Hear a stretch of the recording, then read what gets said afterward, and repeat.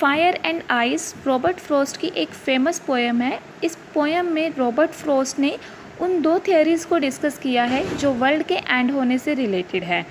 यहाँ पर उन्होंने उन दो फोर्सेस का वर्णन किया है। पहला फोर्स है फायर और दूसरा फोर्स है आइस। उसका मानना है कि वर्ल्ड का एंड या तो फायर से होगा या आइस से होगा, और फायर को यहाँ पर डिज़ायर का प्रतीक दिखाया गया है, जबकि आइस को ह्यूमन हेटर्ड का प्रतीक दिखाया गया है। ये पोएम हार्पर्स मैगज़ीन में दिसंबर 1920 में पब्लिश हुई थी और ये फ्रॉस्ट की एक बेस्ट नोन पोएम है। इस पोएम को आयम्बिक टेट्रामीटर और आयम्बिक डायमीटर में लिखा गया है। अब हम डिस्कस करते हैं पोएम की समरी को लाइन बाय लाइन। तो stanza number 1, some say that world will end in fire and some say in ice. इन लाइन्स में पोएट कहता है कि दो थियरीज़ हैं जो आम लोग मानते हैं, जिनकी वजह से वर्ल्ड किसी दिन एंड हो सकता है। और दो थियरीज़ को मानने वाले लोगों को दो अलग अलग ग्रुप्स में डिवाइड कर दिया। तो पहली लाइन में वो कहता है some say that world will end in fire. जो पहला ग्रुप है पीपल का, उसका मानना है कि कभी क्या होगा कि जो फायर है वो वर्ल्ड के एंड का कारण बनेगी। इसका मतलब है कि अर्थ के ऊपर हीट इतनी ज़्यादा बढ़ जाएगी, इसका टेम्परेचर इतना ज़्यादा हो जाएगा कि इस एक्सट्रीमली हाई टेम्परेचर के अंदर धीरे धीरे ये प्लैनेट ख़त्म हो जाएगा, यानी कि वर्ल्ड ख़त्म हो जाएगा। लेकिन जो सेकेंड थियरी है वहाँ पर लोग कुछ उल्टा ही कहते हैं। This theory is opposite of the first theory. इस थियरी में लोग कहते हैं कि वर्ल्ड का एंड हीट से नहीं होगा, बल्कि कि वर्ल्ड कोल्ड की वजह से फ्रीज हो जाएगा, जम जाएगा, ठंडा हो जाएगा, जिसकी वजह से इस प्लैनेट के ऊपर, इस धरती के ऊपर जितने भी फ्लोरा एंड फोना यानी कि वनस्पति जगत और प्राणी जगत है, वो सारा का सारा, उसकी सभी प्रजातियां ख़त्म हो जाएंगी। और इस तरह से जो वर्ल्ड है, वर्ल्ड से या अर्थ से जो लाइफ है वो एक्सटिंक्ट हो जाएगी, ख़त्म हो जाएगी और वर्ल्ड का एंड होगा। इस तरह हम कह सकते हैं कि जो पावर ऑफ आइस है वो यहाँ पर अर्थ की कंडीशंस को चेंज कर देंगी और धरती को डिस्ट्रक्ट कर देंगी। अब ये जो पोएट है रॉबर्ट फ्रॉस्ट, ये इन दोनों थियरीज से हमें अवेयर करा देता है, फेमिलियर करा देता है, और नेक्स्ट स्टेंजा में इन दोनों थियरीज़ की कंपैरिजन करता है, जो कि एक दूसरे के बिल्कुल अपोजिट है। In next stanza, stanza number 2, poet says that from what I have tested of desire.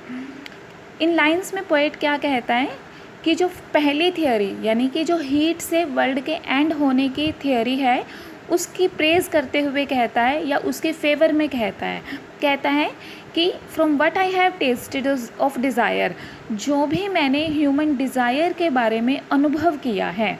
Tested का वैसे मतलब होता है टेस्ट करना, लेकिन यहाँ क्या मतलब है, एक्सपीरियंस किया है, जाना है। जो भी मुझे ह्यूमन डिज़ायर के बारे में समझ है, तो यहाँ डिज़ायर की जो कंपैरिजन है वो किस चीज़ से की गई है, हीट से या फिर फायर से की गई है। जो मनुष्य की इच्छाएं हैं उनकी कंपैरिजन यहाँ फायर से की गई है। तो कहता है जितना भी मुझे ह्यूमन डिज़ायर्स के बारे में या फायर के बारे में पता है, I hold with those who favour fire. उसकी वजह से मैं उन लोगों के पक्ष में हूँ, उन लोगों के फेवर में हूँ जो कि मानते हैं कि वर्ल्ड का एंड फायर से होगा। Then in third stanza, poet also tells us about the power of ice. Here ice is compared with the human hatred. यहाँ पर ice की comparison मनुष्य के मन में उत्पन्न होने वाली नफ़रत से की गई है। ये थर्ड स्टेंजा में उन लोगों के फेवर में है जो कि मानते हैं कि वर्ल्ड का जो डिस्ट्रक्शन है वो ह्यूमन हेटर्ड से होगा, लेकिन यहाँ पर वो किसी भी तरह से अपनी जो फर्स्ट थियरी है कि वर्ल्ड का एंड ह्यूमन डिज़ायर से या फिर हेट से होगा, उसको विरोध नहीं करता है, बल्कि कि क्या कहता है, but if it had to perish twice, perish यानी विनष्ट होना, लेकिन अगर ये दोबारा से विनष्ट होता, अगर जो वर्ल्ड है वो एक बार विनष्ट होने के बाद किसी वजह से दोबारा से विनष्ट होता है, I think I know enough of hate, तो मुझे लगता है कि मैं काफ़ी ह्यूमन हेटर्ड के बारे में जानता हूँ। दैट मीन्स ह्यूमन हेटर्ड भी वही काम कर सकती है जो ह्यूमन डिज़ायर कर सकती है।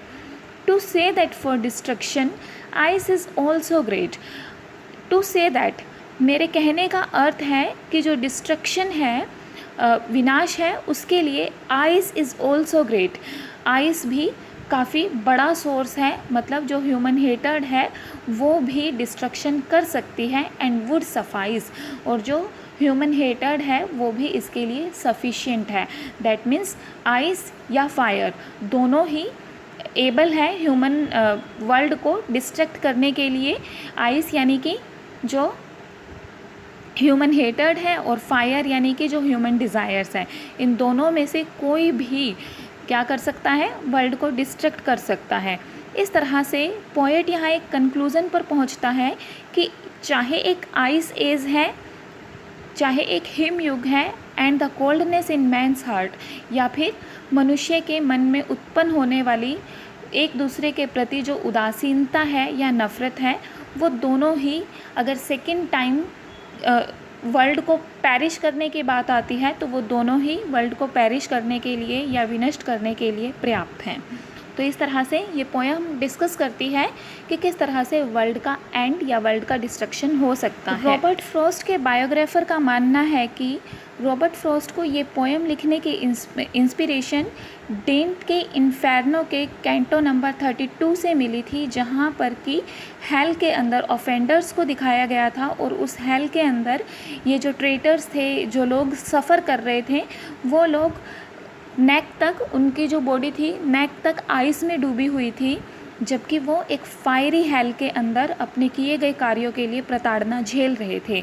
इस तरह से जब रॉबर्ट फ्रॉस्ट ने डेंट्स की इन्फेर्नो को रीड किया तो उन्हें ये पोएम लिखने का एक प्रेरणा मिली, एक इंस्पिरेशन मिली। और इस पोएम की राइम स्कीम की अगर बात की जाए तो राइम स्कीम फर्स्ट स्टेंजा की है ABA, next stanza contains the rhyme scheme ABC, and last 3 lines have rhyme scheme BCB।